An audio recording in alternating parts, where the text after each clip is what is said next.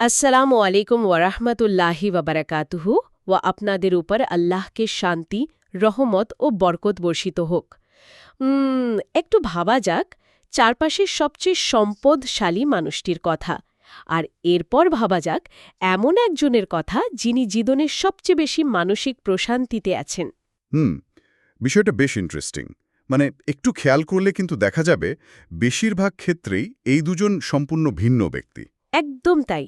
মানে এই আধুনিক যুগে যেখানে সফলতার একমাত্র মাপকাঠি হল ব্যাংক ব্যালেন্স, সেখানে প্রচুর অর্থ থাকার পরও কেন মানুষের রাতের ঘুম হারাম হয়ে যায়? তো আজকের এই গভীর বিশ্লেষণে আমরা এমন একটা বিষয়ের গভীরে যাব যাই প্রচলিত অর্থনৈতিক ধারণাকে পুরোপুরি উল্টে দেয়। হ্যাঁ, আর আমাদের সামনে থাকা গবেষণাপত্র, বই আর উৎসের যে স্তূপ আছে, সেখান থেকে আজ আমরা যে বিষয়টি তুলে এনেছি তা হল রিজক বৃদ্ধির ১৫টি রূপরেখা, ক্রমিক, কোরআনিক, সহি হাদিস ব্যাখ্যা। ঠিক। আর আমাদের শ্রোতাদের জন্য বলে রাখি, আজকের আলোচনাটি শুধু কিছু নিয়মের তালিকা নয়, বরং এটা বুঝতে সাহায্য করবে কিভাবে উপার্জন কেবল একটা যান্ত্রিক বা গাণিতিক বিষয় নয়, বরং এটা এক বিশাল মনস্তাত্ত্বিক এবং বলতে পারেন অদৃশ্য মহাজাগতিক ফ্রেমওয়ার্কের অংশ। তো চলুন বিষয়টা একটু ভেঙে আলোচনা করা যাক। অবশ্যই। তো এই গাণিতিক বনাম মহাজাগতিক ফ্রেমওয়ার্কের পার্থক্যটা বুঝতে হলে প্রথমেই আরবি রিজক আর মাতা এই শব্দ দুটির মধ্যকার সূক্ষ্ম পার্থক্যটা বুঝতে হবে। আচ্ছা, মাতা আর রিস্ক মানে দুটোর মানে তো আমরা সাধারণ বাংলায় সম্পদই বুঝি, তাই না? হ্যাঁ, আমরা সাধারণত তাই ভাবি, কিন্তু আধুনিক ভাষাতাত্ত্বিক বিশ্লেষণ এবং স্কলারদের গবেষণায়, বিশেষ করে নোমান আলী খানের মতো স্কলারদের মতে, মাতা হল সেই সম্পদ যা কেবল জাগতিক বা অস্থায়ী কাজে লাগে। মানে ধরুন বড় বাড়ি, দামি গাড়ি বা বিপুল ব্যাংক ব্যালেন্স এগুলো। ঠিক ধরেছেন। এর পরিমাণ হয়তো বিশাল হতে পারে, কিন্তু এই মাতা নিজে থেকে কোনো আত্মিক প্রশান্তি দিতে পারে না। অন্যদিকে রিজিকের সবচেয়ে শক্তিশালী এবং অদৃশ্য উপাদানটি হল বরকত বা ঐশী আশীর্বাদ। বুঝতে পারছি। তার মানে প্রচুর সম্পদ থাকতে পারে, কিন্তু তাতে যদি বরকত না থাকে, তবে সেই সম্পদই মানুষের জন্য সবচেয়ে বড় মানসিক যন্ত্রণার কারণ হয়ে দাঁড়ায়। একদম তাই। তো আজকের আলোচনায় আমরা এমন কিছু নির্দিষ্ট কাজের দিকে নজর দেব যা আধুনিক অর্থনীতির সাধারণ নিয়মের সম্পূর্ণ বিপরীত। মানে বিপরীত হওয়ার পরও কিভাবে এগুলো ঐশী আশীর্বাদ বা রিজিকের প্রসার ঘটায়, সেটাই আমরা দেখব। দারুণ। তবে এই ঐশী নিয়মের কথা উঠলে অবধারিতভাবে একটা বড় প্রশ্নের জন্ম হয়। মানে একটা বিশ্বাস তো খুব প্রচলিত যে মাতৃগর্ভেই মানুষের রিজিক বা ভাগ্য সম্পূর্ণভাবে নির্ধারণ করে দেওয়া হয়। হ্যাঁ, তাকদিরের বিষয়টা। তো যদি আমাদের রিজিক আগে থেকেই নির্ধারিত থাকে এবং তা একেবারে অপরিবর্তনীয় হয়, তবে তা বাড়ানোর জন্য আমরা নতুন করে চেষ্টা করব কেন? মানে এর যৌক্তিকতা কোথায়? এটা আসলে শাস্ত্রীয় ইসলামিক চিন্তাধারায় অত্যন্ত গভীর এবং জটিল একটা বিষয়। এটাকে বলা যায় তাকদীরের প্যারাডক্স বা ভাগ্যের অন্তর্নিহিত দ্বন্দ্ব। প্যারাডক্স কেন বলছেন? কারণ একদিকে ধরুন ইমাম নববীর সংকলিত হাদিস বলছে যে মাতৃগর্ভেই ফেরেশতা এসে মানুষের আয়ু এবং রিজিক লিখে যান। আবার অন্যদিকে বলা হচ্ছে নির্দিষ্ট কিছু কাজ করলে রিজিক বাড়ে। তো দ্বন্দ্বটা তো এখানেই। হ্যাঁ, আসলেই তো। তাহলে সমাধান কি? শেইখুল ইসলাম ইবনে তাইমিয়া এই তাত্ত্বিক দ্বন্দ্বের একটা অসাধারণ এবং যৌক্তিক সমাধান দিয়েছেন। তিনি এই ঐশিক সিদ্ধান্ত বা তাকদীরকে দুটি স্তরে ভাগ করেছেন। প্রথমটি হল চূড়ান্ত ফয়সালা, যা লাওহে মাহফুজে বা সংরক্ষিত ফলকে লিপিবদ্ধ থাকে। আচ্ছা, আর দ্বিতীয়টা? এই চূড়ান্ত ফয়সালাটা সম্পূর্ণ অপরিবর্তনীয় এবং এটা কেবল স্রষ্টাই জানেন। আর দ্বিতীয়টি হল শর্ত সাপেক্ষ ফয়সালা, যা ফেরেশতাদের কাছে থাকা নথিতে লিপিবদ্ধ থাকে। ও আচ্ছা। এটা মনে হয় আমাদের শ্রোতাদের জন্য একটু সহজ করে একটা ব্যাংকিং ব্যবস্থার সাথে তুলনা করা যেতে পারে। ধরুন, ব্যাংকের প্রধান শাখায় কোনো গ্রাহকের জন্য একটা সর্বোচ্চ ক্রেডিট লিমিট আগে থেকেই সেট করা আছে। দারুণ উপমা। তাই না? এই লিমিটটি হলো সেই চূড়ান্ত ফয়সালা। সাধারণ অবস্থায় গ্রাহক সেটি দেখতে পান না, কিন্তু স্থানীয় শাখায় গ্রাহকের দৈনন্দিন ব্যবহারের জন্য একটা চলতি লিমিট বা ওই যে আপনি বললেন শর্ত সাপেক্ষ ফয়সালা দেওয়া থাকে। ঠিক। তো গ্রাহক যদি নিয়মিত ভালো লেনদেন করেন, ব্যাংকের শর্তগুলো ঠিকঠাক মেনে চলেন, তবে স্থানীয় শাখা স্বয়ংক্রিয়ভাবে সেই ব্যবহারযোগ্য লিমিট বাড়িয়ে দেয়। তার মানে আমাদের দৈনন্দিন সৎকর্ম আর প্রচেষ্টাই হলো সেই চাবি যা দিয়ে এই পূর্বনির্ধারিত প্রাচুর্যকে বাস্তব পৃথিবীতে আনলক করা হয়। একদম নিখুঁত একটা উদাহরণ দিয়েছেন। তো ব্যাংকিং ব্যবস্থার এই উপমাটি ধরে যদি আমরা আরেকটু গভীরে যাই, আম, তাহলে একটা নতুন মাত্রা যুক্ত হয়। কি রকম? ধরুন কোনো গ্রাহক যদি ব্যাংকের নীতি ভঙ্গ করে অবৈধ উপায়ে অর্থ জমা করতে শুরু করেন, তখন কি হবে? এখানেই উপার্জনের ক্ষেত্রে হালাল এবং হারামে বিষয়টা চলে আসে। আর এটা আরেকটা বড় তাত্ত্বিক বিতর্কের জন্ম দেয়। হ্যাঁ, যেমন ধরুন হারাম পথে অর্জিত সম্পদ, মানে সুদ, চুরি বা প্রতারণার মাধ্যমে পাওয়া অর্থ, এগুলো কি আদৌ রিজিক হিসাবে গণ্য হবে? ঐতিহাসিকভাবে মুতাজিলা, আশারি এবং মাতুরিদি মতবাদের মধ্যে এটা নিয়ে তুমুল জ্ঞানতাত্ত্বিক বিতর্ক ছিল। মুতাজিলাদের দাবি হল হারাম সম্পদ কোনোভাবেই রিজিক হতে পারে না। তাদের যুক্তিটা কি ছিল? তাদের যুক্তি অত্যন্ত সোজাসাপটা। স্রষ্টা পরম ন্যায়বান, তিনি কাউকে হারাম জিনিস দিয়ে রিজিক দিতে পারেন না, আর পরে সেই হারাম গ্রহণের জন্য তাকে শাস্তিও দিতে পারেন না। এটা স্রষ্টার পবিত্রতার সাথে সাংঘর্ষিক। যুক্তিটি শুনতে তো বেশ শক্ত মনে হচ্ছে। তাহলে সুন্নিদের মূলধারার বিশ্বাস, মানে আশারি ও মাতুরিদি মতবাদ, এই ধারণাকে কিভাবে ব্যাখ্যা করছে? আশারি ও মাতুরিদির মতবাদ এখানে কাসব বা অর্জনের একটা অত্যন্ত চমৎকার ধারণা নিয়ে আসে। তাদের মতে স্রষ্টাই পৃথিবীতে থাকা সমস্ত সম্পদের একমাত্র সৃষ্টিকর্তা, এবং তিনিই সেটি মানুষের কাছে পৌঁছানোর ব্যবস্থা করেন। আচ্ছা। কিন্তু মানুষকে স্বাধীন ইচ্ছা বা পছন্দ করার ক্ষমতা দেওয়া হয়েছে। যখন কেউ হারাম পথে উপার্জন করে, তখন সেই সম্পদ শারীরিকভাবে হয়তো রিজিকের অংশ, কিন্তু তা অর্জনের পদ্ধতির কারণে ওই ব্যক্তি পাপের অংশীদার হয়। তার মানে স্রষ্টা তাকে হালাল পথও খোলা রেখেছিলেন, কিন্তু সে স্বেচ্ছায় হারাম পথ বেছে নিয়েছে? একদম ঠিক। এর ফলে সেই সম্পদ হয়তো তার জৈবিক ক্ষুধা মেটায়, কিন্তু এর ভেতর থেকে সমস্ত বরকত বা ঐশী আশীর্বাদ পুরোপুরি ছিনিয়ে নেওয়া হয়। তার মানে দাঁড়াচ্ছে, পদ্ধতিগত ভুলের কারণে একটা বিশাল অঙ্কের সম্পদ শেষ পর্যন্ত কেবল একটা শূন্যতায় পরিণত হতে পারে। হ্যাঁ, ঠিক তাই।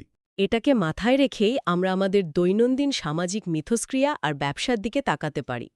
মানে আধুনিক পুঁজিবাদী অর্থনীতি অনেক ক্ষেত্রেই তো ক্রেতা সাবধান বা বায়ার বিওয়্যার নীতিতে বিশ্বাস করে। মানে নিজের লাভটাই মুখ্য। হ্যাঁ, পণ্য বিক্রি করার সময় নিজের লাভটাই বড়, পণ্যের ত্রুটি ক্রেতাকেই খুঁজে নিতে হবে। কিন্তু ঐশী অর্থনীতির এই যে ১৫টি রূপরেখা আমরা আলোচনা করছি, তার প্রথম রূপরেখাই হল সততা। সহি মুসলিমের একটা হাদিস এই জায়গাতেই আধুনিক ব্যবসায়িক চিন্তাধারাকে চ্যালেঞ্জ করে। সেখানে বলা হয়েছে, ক্রেতা এবং বিক্রেতা যদি পণ্যের কোনো ত্রুটি থাকে তা স্বচ্ছভাবে প্রকাশ করে, তবে তাদের সেই লেনদেনে বরকত দেওয়া হয়। আর যদি গোপন করে? আর যদি তারা ত্রুটি গোপন করে, তবে সাময়িকভাবে হয়তো বেশি মুনাফা হয়, কিন্তু সেই লেনদেনের সমস্ত বরকত ধ্বংস হয়ে যায়। দীর্ঘমেয়াদে চিন্তা করলে দেখা যায়, প্রতারণা করে সাময়িক মাতা বা সম্পদ বাড়ানো গেলেও তা শেষ পর্যন্ত ক্রেতার আস্থা নষ্ট করে আর ব্যবসার মূল ভিত্তিটাই ধসিয়ে দেয়, বেরিয়েও যায়। একদম।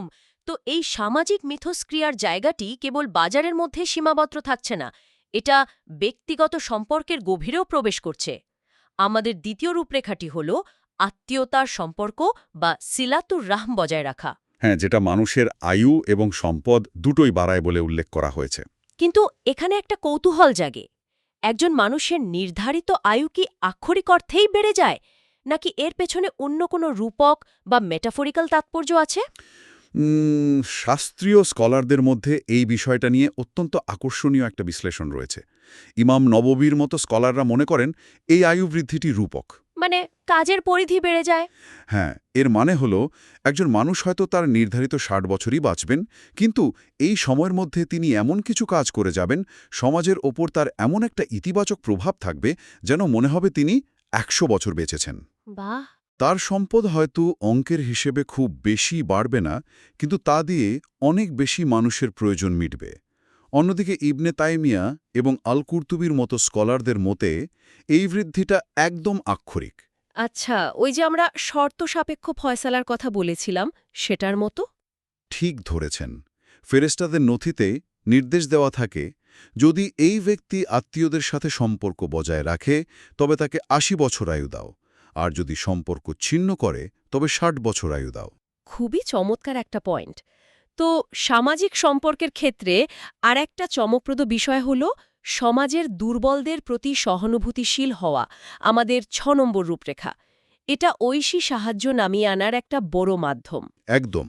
তবে সবচেয়ে বেশি প্রচলিত ধারণাকে ধাক্কা দেয় সম্ভবত বিবাহের বিষয়টা, যেটা ৯ নম্বর রূপরেখায় আছে। হ্যাঁ, বর্তমান সমাজে তো একটা অলিখিত নিয়মই হয়ে দাঁড়িয়েছে যে আগে কেরিয়ার গড়তে হবে, ব্যাংক ব্যালেন্স শক্তিশালী করতে হবে, পুরোপুরি সেটেলড হতে হবে এবং তারপর বিয়ের চিন্তা। এখানেই বিষয়টা আসলেও খুব কৌতূহলোদ্দীপক হয়ে ওঠে, কারণ আমরা সাধারণত ভাবি বিয়ে মানেই খরচ বৃদ্ধি। কিন্তু সূরা আন-নূরের ৩২ নম্বর আয়াত সম্পূর্ণ ভিন্ন কথা বলছে। সেখানে বিবাহকে নিজেই সম্পদ বৃদ্ধির একটা অনুঘটক হিসাবে উপস্থাপন করা হয়েছে। আধুনিক আর্থসামাজিক দৃষ্টিকোণ থেকে এ কোরআনিক ফ্রেমওয়ার্কটা পুরোপুরি বিপরীতমুখী মনে হতে পারে, কারণ এখন বিয়ে মানেই তো বিশাল খরচ আর নতুন অর্থনৈতিক দায়িত্ব। তাই তো মনে হয়। কিন্তু সাহাবীদের জীবনে দেখা যায় তারা দারিদ্র্য দূর করার জন্য বিবাহকে উৎসাহিত করতেন। এর পেছনের দর্শনটা হলো, যখন একজন মানুষ নিজের পাশাপাশি আরেকজন মানুষের দায়িত্ব গ্রহণ করে তখন তার রিজিকের ধারণ ক্ষমতা বা ক্যাপাসিটি বেড়ে যায়। মানে ওই নতুন মানুষটির নিজস্ব যে রিজিক, তা প্রথম মানুষটির প্রচেষ্টার মাধ্যমে পৃথিবীতে নেমে আসে। ঠিক তাই। এটা তো একটা ব্যবসার নতুন শাখা খোলার মতো শোনায়। মানে একটা কোম্পানিতে যখন নতুন ব্রাঞ্চ খোলা হয়, শুরুতে মনে হতে পারে যে অনেক খরচ বাড়ছে, কিন্তু আসলে ওই নতুন ব্রাঞ্চের কারণেই কোম্পানির সামগ্রিক আয় এবং ফান্ডিং বেড়ে যায়। দারুণ বলেছেন। এক্ষেত্রে তো অটোম্যাটিক্যালি ঐশী ফান্ডিং বা বাজেট যুক্ত হয়ে যাচ্ছে, তাই না? তো সামাজিক গণ্ডি পেরিয়ে যদি এবার আমরা আধ্যাত্মিক বিনিয়োগের দিকে তাকাই, তবে এই ঐশী অর্থনীতির আরও কিছু বিস্ময়কর দিক উন্মোচিত হয়। হ্যাঁ, যেমন ধরুন সদকা বা দানের বিষয়টা। হ্যাঁ, আমাদের রূপরেখা ১০। জাগতিক অর্থনীতিতে আমরা জানি যে মূলধন বা টাকা খরচ করলে এটা কমে যায়, কিন্তু সদকা বা দানের ক্ষেত্রে বলা হচ্ছে এটা সম্পদ কমায় না, বরং বহুগুণ বাড়িয়ে দেয়। সেকুলার বা ধর্মনিরপেক্ষ অর্থনৈতিক মডেলে অর্থ হলো একটা জিরো সাম গেম বা সীমাবদ্ধ বস্তু। মানে আপনার পকেট থেকে ১০০ টাকা বেরিয়ে যাওয়া মানে আপনি ১০০ টাকা গরিব হলেন। কিন্তু ইসলামী অর্থনীতিতে স্রষ্টার রাস্তায় সম্পদ ব্যয় করাটা এক ধরনের মেটাফিজিক্যাল বা আধ্যাত্মিক বিনিয়োগ। ইবনুল কাইয়িম তার জাদুল মাদ গ্রন্থে অবিরাম দানকে রিজিক আকর্ষণের অন্যতম প্রধান চুম্বক হিসেবে আখ্যায়িত করেছেন। মানে রিটার্ন অনেক বেশি আসে। হ্যাঁ, এখানে দানের করে অভাবনীয় মাত্রায় রিটার্ন আসে, যা কখনো ৭০০ গুণ পর্যন্ত হতে পারে। আর সবচেয়ে চমকপ্রদ বিষয়টি হলো, এই রিটার্ন সবসময় নগদ অর্থ হিসাবে আসে না। তাহলে কিভাবে আসে? এটা বড় কোনো দুর্ঘটনা থেকে রক্ষা পাওয়া, দীর্ঘস্থায়ী সুস্বাস্থ্য বা এমন কোনো সুযোগ হিসাবে আসতে পারে যা আসলে অর্থের চেয়েও অনেক বেশি মূল্যবান। সুবহানাল্লাহ। এই আধ্যাত্মিক বিনিয়োগের আর একটা বড় উদাহরণ হল আমাদের ৮ নম্বর রূপরেখা, হজ এবং ওমরা। জাগতিক অর্থনীতির হিসাবে বারবার ভ্রমণের পেছনে এত বিশাল অঙ্কের টাকা খরচ করলে তো মানুষ আর্থিকভাবে দুর্বল হয়ে পড়ার কথা, তাই না? ঠিক, কিন্তু এখানে বলা হচ্ছে পরপর হজ ও ওমরা করা দারিদ্র্য দূর করার সবচেয়ে শক্তিশালী হাতিয়ারগুলোর একটা। মানে জাগতিক অর্থনীতি অনুযায়ী বারবার ভ্রমণের পেছনে টাকা খরচ করলে মানুষ গরিব হয়, কিন্তু ঐশী অর্থনীতিতে এটা উল্টো। একদম। তিরমিজি শরীফের একটা হাদিসে এর পেছনের মেকানিজমটা একটা অসাধারণ উপমার মাধ্যমে বোঝানো হয়েছে। নবীজি এটাকে কামারের ব্যবহৃত ধাতব চুল্লি বা ফার্নেসের সাথে তুলনা করেছেন। ফার্নেস মানে যেখানে লোহা গলানো হয়। হ্যাঁ, একটা চুল্লিতে প্রচণ্ড তাপে যখন লোহা, সোনা বা রূপাকে পোড়ানো হয় তখন তার ভেতরের সমস্ত ময়লা আর খাদ গলে বেরিয়ে যায় এবং ধাতু খাঁটি হয়ে ওঠে। ও, বুঝতে পেরেছি। ঠিক একইভাবে হজ ও উমরার পেছনে একজন মানুষ যে শারীরিক কষ্ট আর বিশাল অঙ্কের অর্থ ব্যয় করেন তা একটা আধ্যাত্মিক চুল্লির মতো কাজ করে। এটা মানুষের ভেতরের মেটাফিজিক্যাল ময়লা, পূর্বের পাপ আর দারিদ্র্যের অদৃশ্য শেকড়গুলোকে একেবারে পুড়িয়ে ছাই করে দেয়। অবিশ্বাস্য। কিন্তু এই সব কিছু করতে গিয়ে তো দৈনন্দিন উপার্জনের মূল সময়টাই চলে যেতে পারে। মানুষ অনেক সময় ভাবে যদি ইবাদতেই সব সময় চলে যায় তবে ব্যবসা দেখবে কে? এটা খুব কমন একটা প্রশ্ন। হ্যাঁ, তো আমাদের রূপরেখা ৭ এবং ১১তে বলা আছে নামাজ প্রতিষ্ঠা ও ইবাদতকে জীবনের মূল লক্ষ্য বানানো। সূরা তোহাতে একটা আয়াতের মাধ্যমে এই ধারণার একটা মনস্তাত্ত্বিক জবাবও দেওয়া হয়েছে, যেখানে আল্লাহ বলছেন, আমি তোমার কাছে রিজিক চাই না, বরং আমিই তোমায় রিজিক দিই। আধুনিক মানুষ জাগতিক উপার্জনের দুশ্চিন্তায় এতটাই আচ্ছন্ন থাকে যে অনেক সময়ই ইবাদতকে উপার্জনের পথে একটা বাধা হিসেবে মনে করে। ঠিক। ইমাম রাজি এবং অন্যান্য স্কলাররা এই আয়াতটির বিশ্লেষণে বলেছেন এটা মূলত একটা মহাজাগতিক চুক্তির মতো। মানুষের দায়িত্ব হল ইবাদত বা স্রষ্টার প্রতি আনুগত্য নিশ্চিত করা, আর স্রষ্টার দায়িত্ব হল সেই মানুষের রিজিকের ব্যবস্থা করা। যখন কেউ ইবাদতকে অগ্রাধিকার দেয় তখন তার অন্তর এক অদ্ভুত প্রশান্তিতে ভরে ওঠে, আর এই প্রশান্তিই হল প্রকৃত প্রাচুর্য।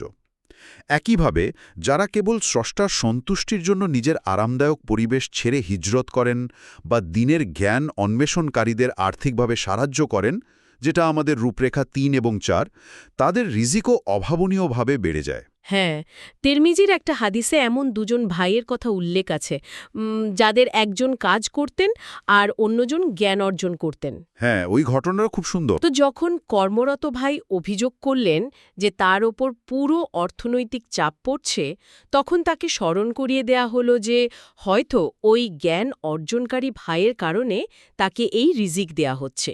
মানে সাহায্যকারী ব্যক্তি এখানে ঐশী আশীর্বাদের একটা চ্যানেল বা কন্ডুইট হিসেবে কাজ করছেন। একদম সঠিক। এবার যদি আমরা মানুষের মনস্তাত্ত্বিক অবস্থার দিকে তাকাই, তবে দেখব আমাদের নিজেদের চিন্তাধারা কিভাবে আমাদের অর্থনৈতিক বাস্তবতাকে প্রভাবিত করে।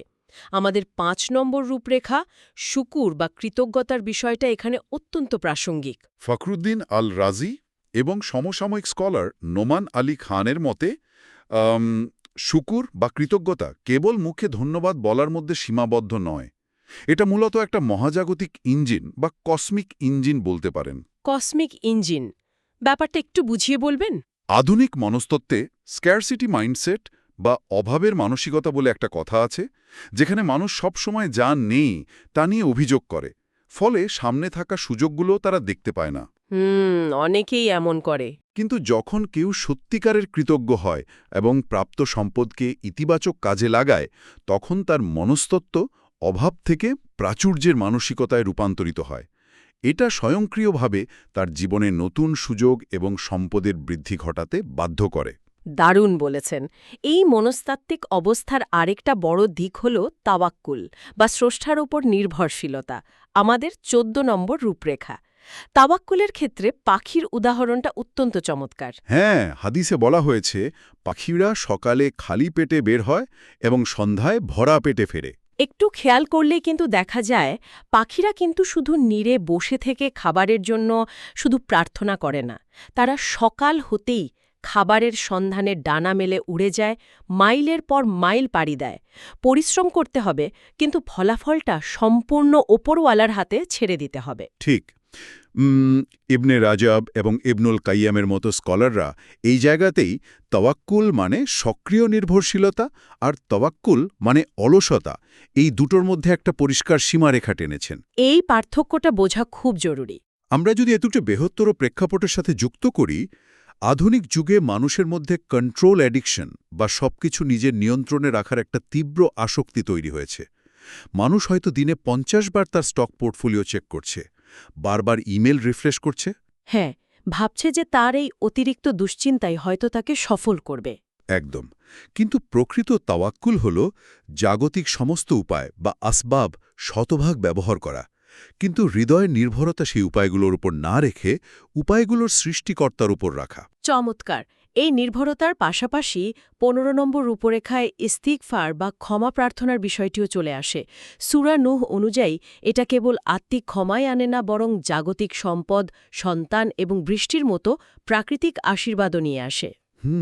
মানে মানুষের আধ্যাত্মিক পরিচ্ছন্নতার সাথে প্রকৃতির ইকোসিস্টেমের একটা গভীর সম্পর্ক রয়েছে। ঠিক, তবে ১২ নম্বর রূপরেখায় নির্দিষ্ট কিছু সূরা, যেমন সূরা আল ওয়াকিয়া পাঠ করলে দারিদ্র্য দূর হয়, এই বিষয়টা নিয়ে তো জ্ঞানতাত্ত্বিক বা উৎসগত গ্রহণযোগ্যতার একটা বিতর্ক রয়েছে, তাই না? হ্যাঁ, হাদিস বিশারদদের মধ্যে এটা নিয়ে একটা উল্লেখযোগ্য তাত্ত্বিক বিতর্ক আছে।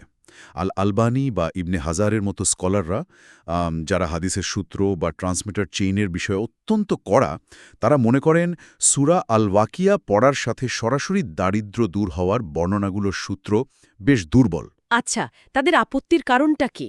তাদের সতর্কতার মূল কারণ হল কোরআনকে যেন কেউ দ্রুত ধনী হওয়ার কোনো জাদুকরী মন্ত্র বা তাবিজ হিসেবে ব্যবহার না করে। হ্যাঁ, এটা একটা ভ্যালিড পয়েন্ট। অন্যদিকে ইমাম নওবীর মতো ঐতিহ্যবাহী স্কলাররা ফাজায়েল বা পুণ্যের কাজের ক্ষেত্রে কিছুটা নমনীয় দৃষ্টিভঙ্গি পোষণ করেন।